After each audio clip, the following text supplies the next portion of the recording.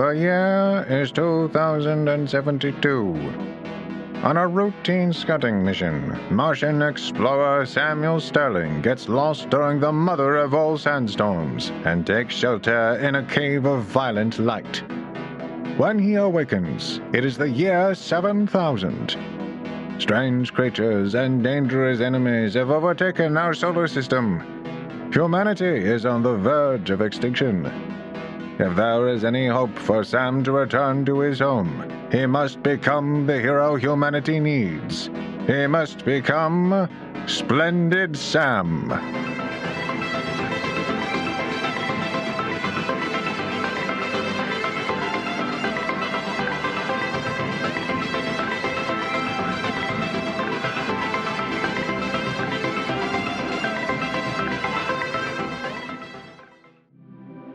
Starring the voice talents and writing of Sam Fowler as Splendid Sam and Maxwell. Tonight, episode 387, for a Dozen Quid of Platinum. We join Sam on the scorched surface of the volcanic moon of Io, where he and his robotic sidekick Maxwell have been shot down by the space armada of the Magma Empire. I feel I must congratulate you on a truly successful crash, sir. The Starhound appears to have remained entirely in one piece this time. They say to use the gifts you've been given. What's the damage, Maxwell? How long until we can get the Hound in the air again? It will take at least a day's work to seal the hull breaches. The bigger problem is that the drive core's subtectic crystal evaporated when its containment field was breached. That's going to make things difficult. You're sure it evaporated rather than simply shattered? I'm afraid so. It reverted back to its proper plane of existence. Wonderful.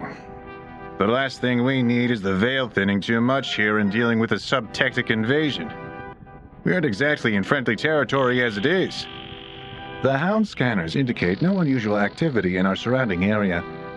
I will continue to monitor the situation as best I can. Speaking of hostile territory, where are we? Sam turns on the computer. The display flickers wildly until he gives it a good shake and the image stabilizes. He grimaces as he pulls up their current location.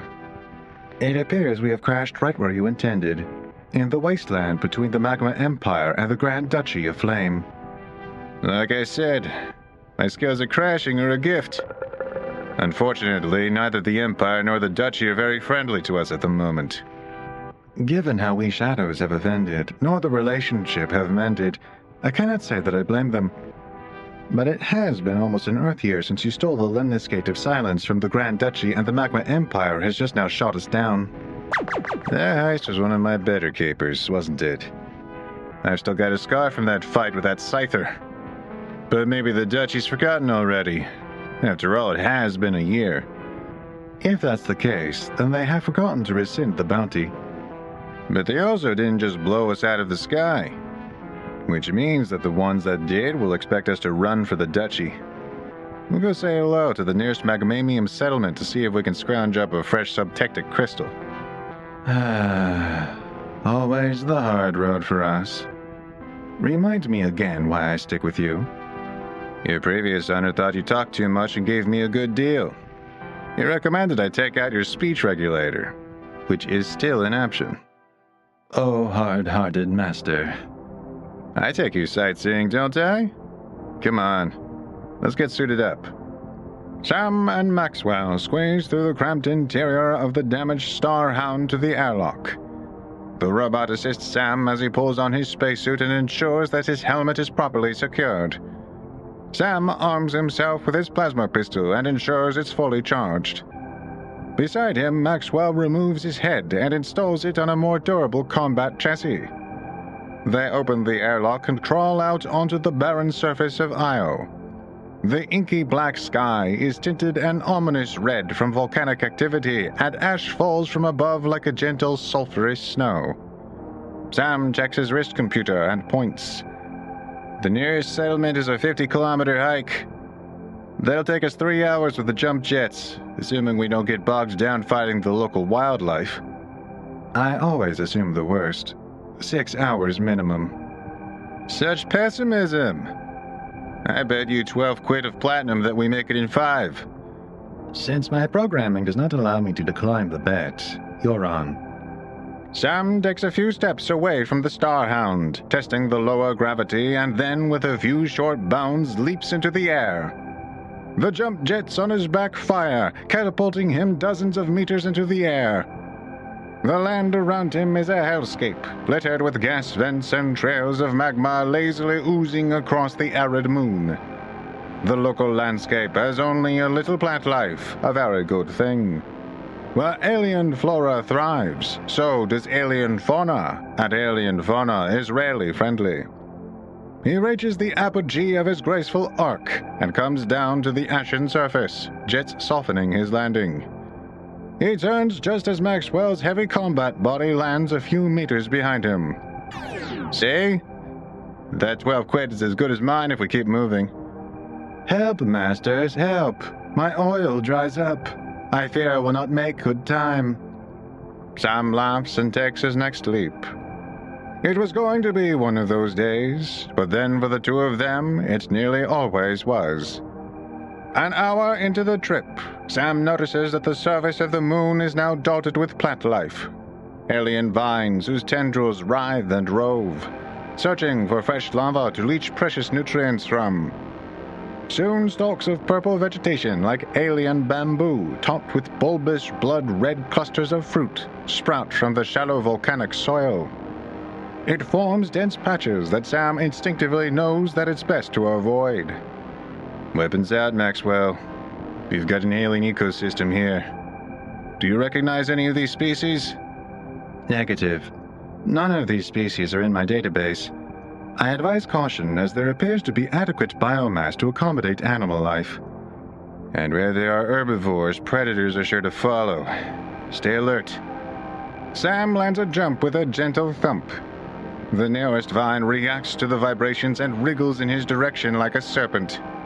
He draws his pistol and fires a single ring of brilliant green plasma into the creeper.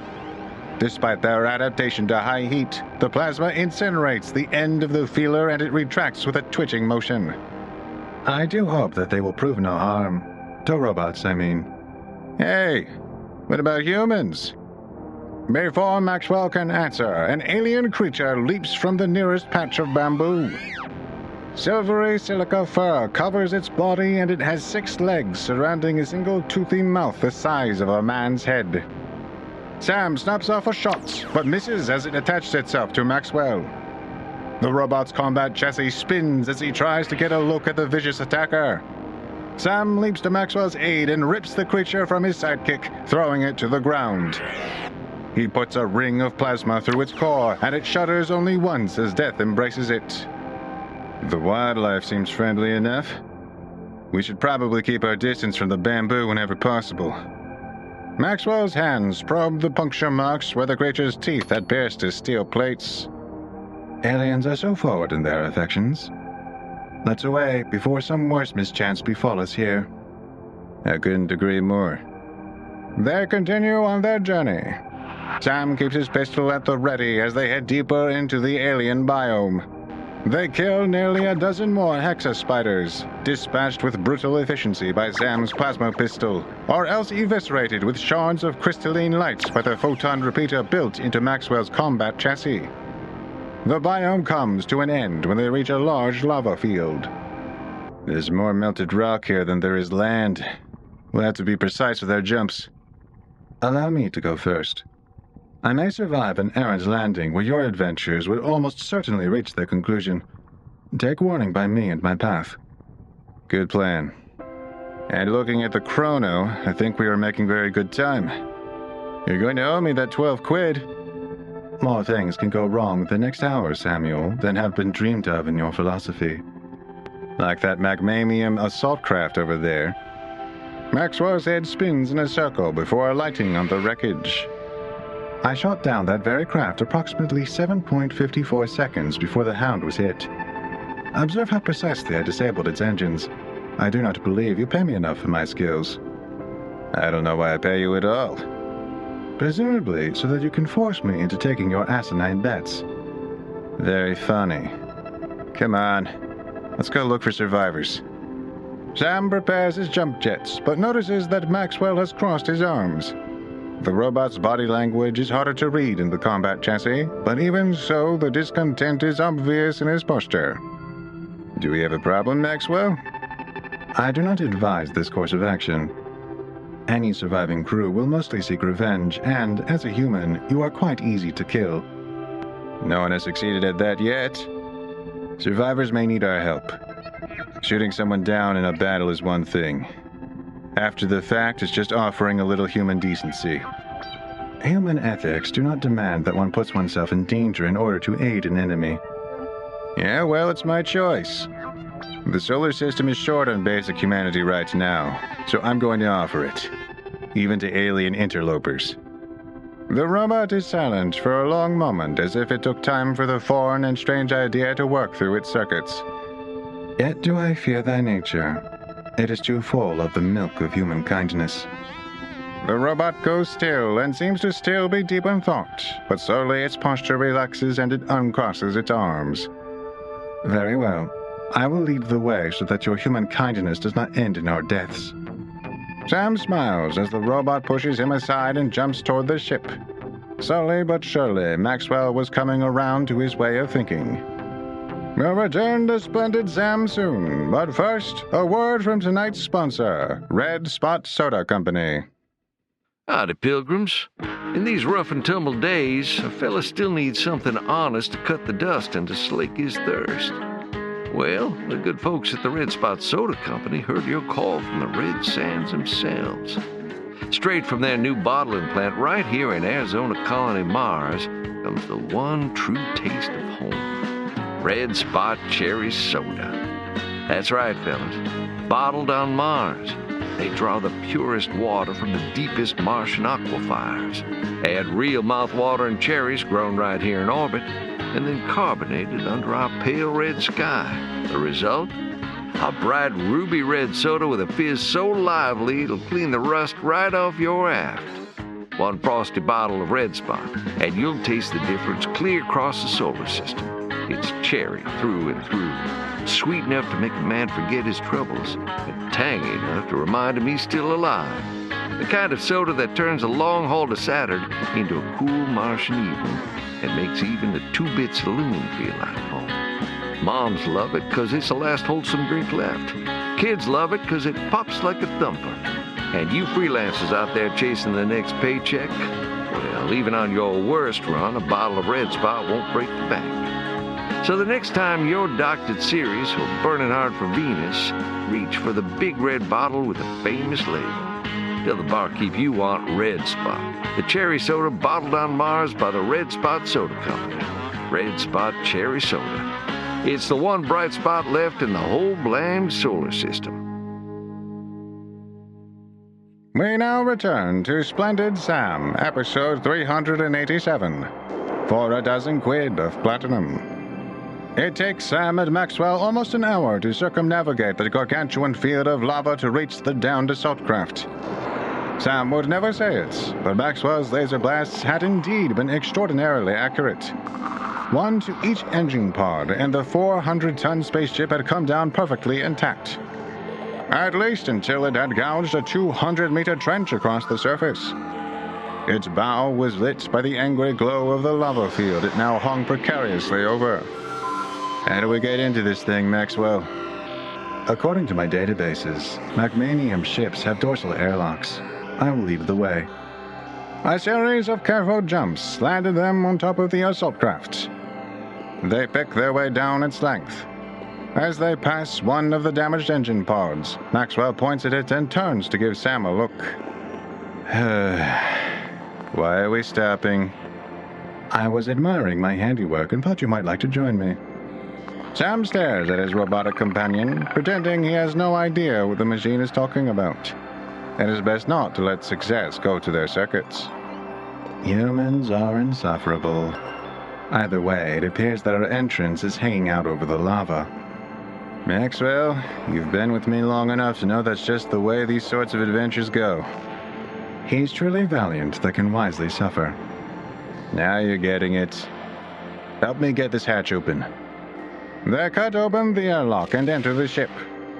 Magmaniums build their ships out of synthetic stone, smooth and black like polished onyx. Sam has only been on one such ship before, and escaping from it had been one of his most harrowing adventures. Today, he and Max are breaking into one. Maxwell leads him through narrow corridors towards the bridge. It is a surprisingly small octagonal chamber. Alien machinery, made from the same smooth stone, is built into the walls. The crash had not been kind to the ship, and tangled cables draped from the ceiling as sparks shoot out of control surfaces. In the center of the room sits its sole occupant. A Magmamium heart, the core of those terrible monsters that build bodies of molten rock, sits cold and inert on a dais, connected to tubing. It is a lifeless black stone with eyes like red gems. At the moment, they are dark. Do you think it's dead? Magmamiums are difficult to kill. Drop this heart into lava, and this would turn into a very angry fellow. I assumed the ship's life support has failed, and was unable to supply it with lava, immobilizing it here on the bridge. I'd be angry if you shot me down too. Hey, you in there? Are you still alive? The red eyes suddenly burn with an inner light, and an orifice like a mouth lined with deadly diamond teeth opens on top of the heart.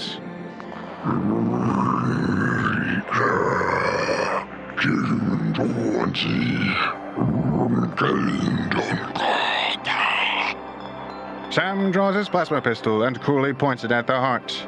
Then he taps the side of his helmet. Translation didn't catch that. Maxwell? He has an accent that appears to be confounding the...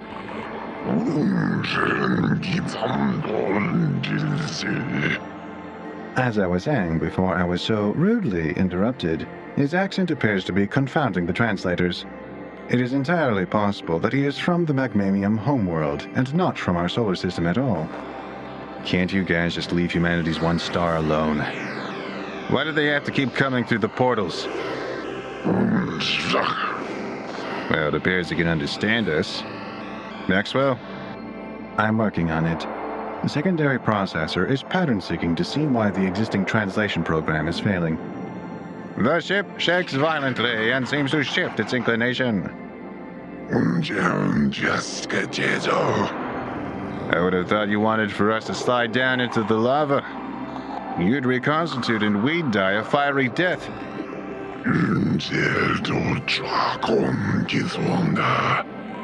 I appear to be making progress. And there appears to be a common enemy outside. Maxwell, take our friend's heart with us. We wouldn't want him to become a dragon's dinner, now would we? Perhaps we should take him and feed him to the dragon. Things sweet to taste, proven digestion, and excellent distraction. No, we're getting him out of here because that's the sort of thing we do. Maxwell, pick him up. As you wish, sir.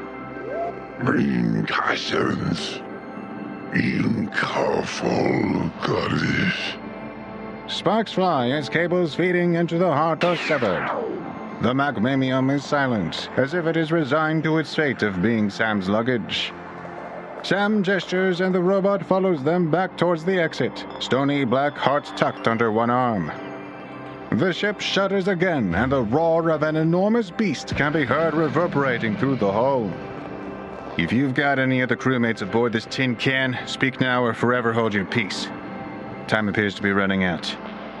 No. Inshallah alone. At least the translation is getting better.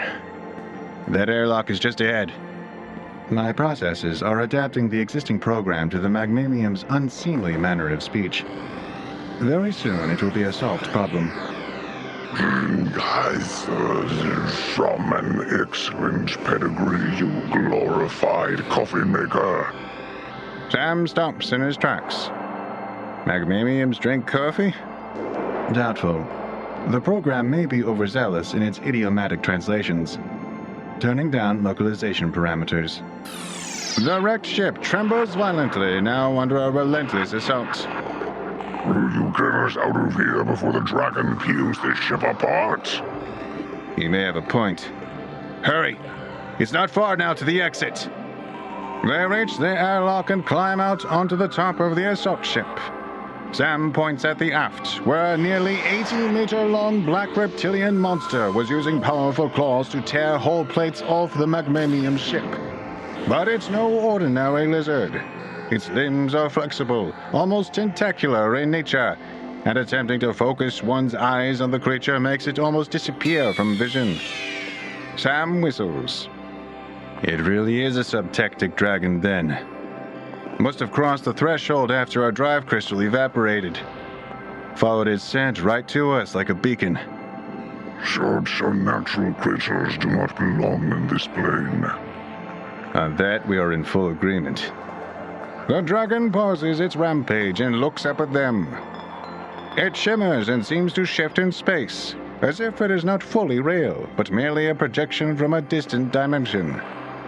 But it is real enough to consume them, and in doing so it will gain the right to assert itself more fully on this side of the veil. Io was going to have a real problem on its hands very soon.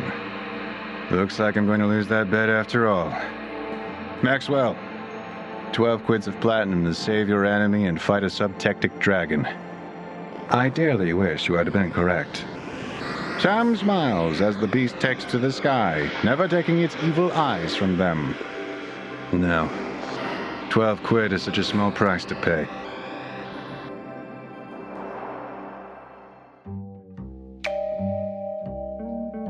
Hey there, spacefarers. Tired of cramming your crew into those beat-up old hoppers just to make the run from Mars to Ceres? Well, Ceres Spaceworks has the answer you've been waiting for. The all-new Solar Line T-16. 8 plush seats, full life support, responsive engines, and a silky smooth frameshift drive that turns every trip across the solar system into a first-class cruise. Built tough right here on Ceres, starting at just $740,000. The Solar Line T-16. Freedom to wander the solar system in comfort.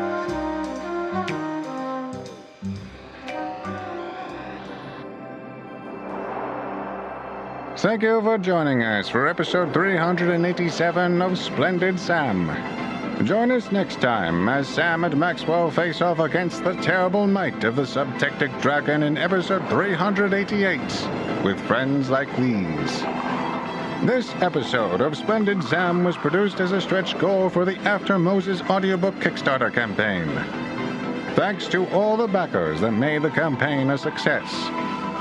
This episode was written by Michael F. Kane, narrated by Son of Sonnet, commercials read by Randy McCarten, music by Michael Harris, artwork by Venom Walter.